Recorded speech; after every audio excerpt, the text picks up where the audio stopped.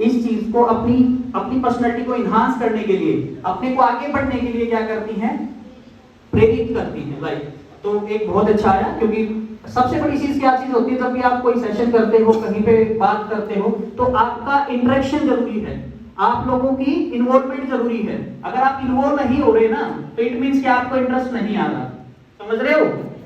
तो आज हमारा जो टॉपिक है, पहले पर्सनालिटी डेवलपमेंट, फिर मोटिवेशन के ऊपर बात करेंगे।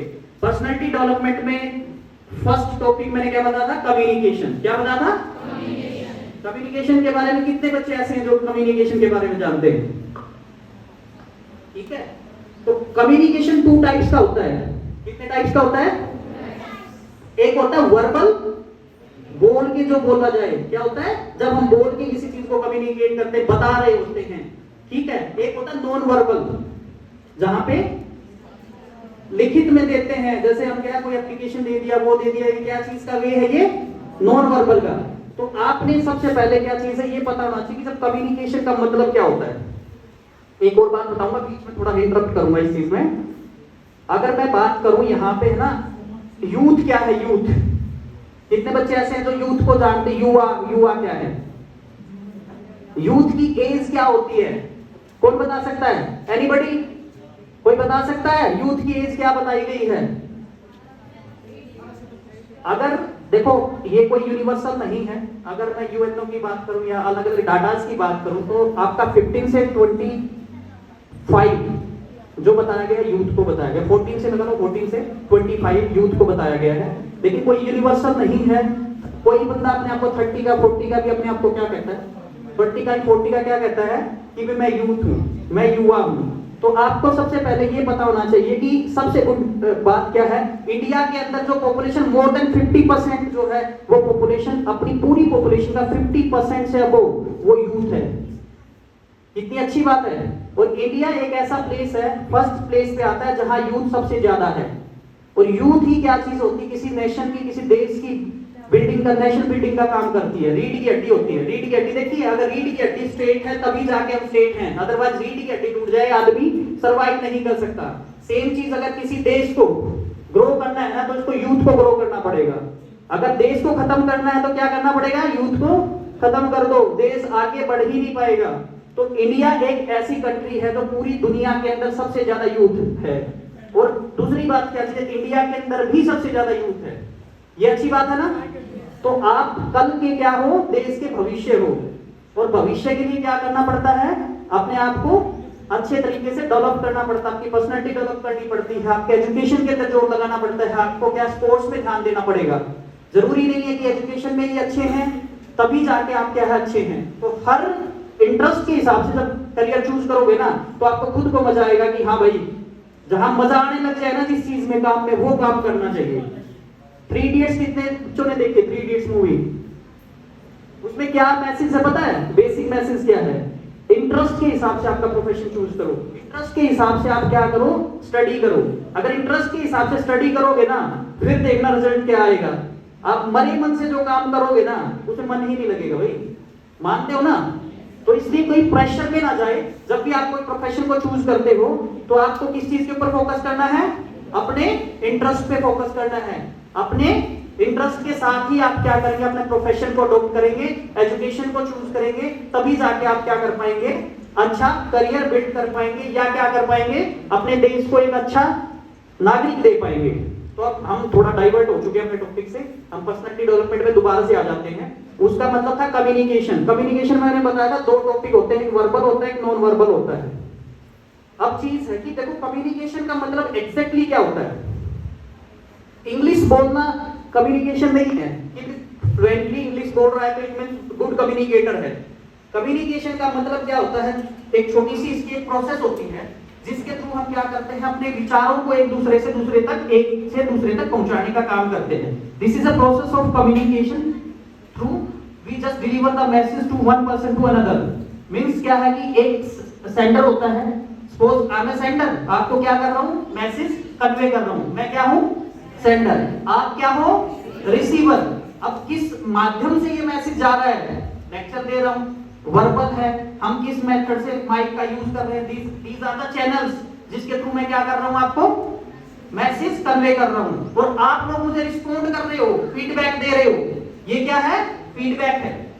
अगर मैं जो मैसेज आपको देना चाहता हूं, आपको वो मैसेज उसी सेंस में परसीव्ड होता है, मिलता है, और उसको आप रिवर्ट कर देते हो, मुझे फीडबैक देते हो, तो वो क्या कहलाता है?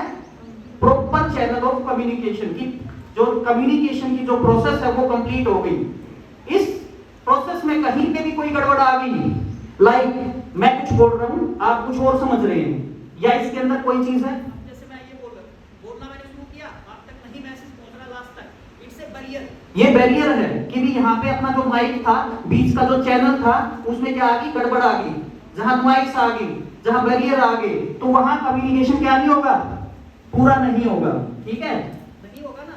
तो सेम चीज, यही चीज है। ये क्या है कि बैरियर है, बीच में बाधा है, जिसकी वजह से आप हम क्या नहीं कर सकते, अच्छे से अपने आप को कम्युनिकेट नहीं कर सकते। तो हमने क्या देखना है, जब भी आप कम्युनिकेट कर रहे हो, हम जो चीज चाह रहे हैं वो आप तक पहुंच रही है कि नहीं पहुंच रही। मैं यहाँ पे आपके पास क्यों आया हूं? आपकी पर्सनैलिटी को डेवलप करने के लिए आया हूं। अगर वो पर्सनैलिटी डेवलप नहीं हो रही, मैसेज नहीं जा रहा, तो ये यूजलेस है। ये क्या है? मेरा कम्युनिकेशन यूजलेस है। सेम चीज पर्सनैलिटी की बात होती है। जब आप कम्युनिकेशन कर रहे हो किसी के सामने और आप अपने बात दूसरों को समझा नहीं पा रहे हो, दूसरा बंदा फीडबैक नहीं दे पा रहा, तो इट मींस क्या है? आप अच्छी पर्सनैलिटी नहीं है आपकी। तो आपने किस पे फोकस करना पड़ेगा? कम्युनिकेशन के ऊपर काम करना पड़ेगा कि कम्युनिकेशन हम किस हिसाब से करें जिससे कि हमारा मैसेज जिस फॉर्म में हम चाह रहे हैं, दूसरा बंदा उसी फॉर्म में क्या करे, उस मैसेज को समझे। अब कम्युनिकेशन के अंदर जो आते हैं वो 4 पार्ट्स होते हैं।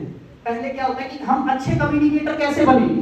जैसे मैं हूं, अगर मैं आपके सामने कोई चीज बोल रहा हूं, तो मुझे अच्छा कम्युनिकेटर कैसे बनना है, हमें कम्युनिकेशन कैसे अच्छा करना है, तो उससे पहले सबसे अच्छी क्या चीज होनी चाहिए? सबको गुड लिसनिंग स्किल होनी चाहिए। अच्छा सुनने वाला अच्छा बोलने वाला होता है। ध्यान रखना, बोलना ही ठीक नहीं होता। अगर मैं आपकी बात को ना सुनूं, गुड लिसनर नहीं हूं, तो अच्छे कम्युनिकेटर आप नहीं बन सकते। तो कम्युनिकेशन के लिए सबसे पहले क्या चीज है? Good listener.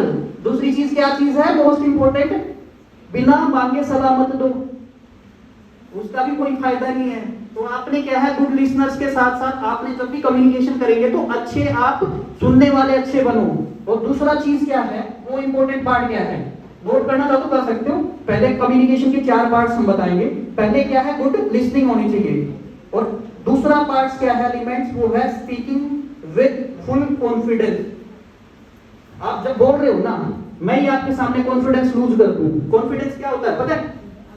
आत्मविश्वास, कि मैं बोल रहा हूं तो मेरे अंदर भी कॉन्फिडेंस होना चाहिए। मैं आईज को ऐसे कर करके बोलूं, कहीं देखो ही ना, किसी से बात ही ना करूं, तो it show my confidence level. I am losing my confidence. अगर मैं अपना कॉन्फिडेंस को खो रहा हूं, कर रहा हूं, इट मींस क्या चीज है? ये एक कम्युनिकेशन का अच्छा वे नहीं है।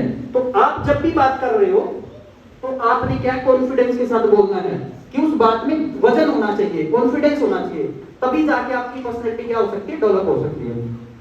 कभी आपने सुना भी होगा कि confidence is the half victory. सुना है?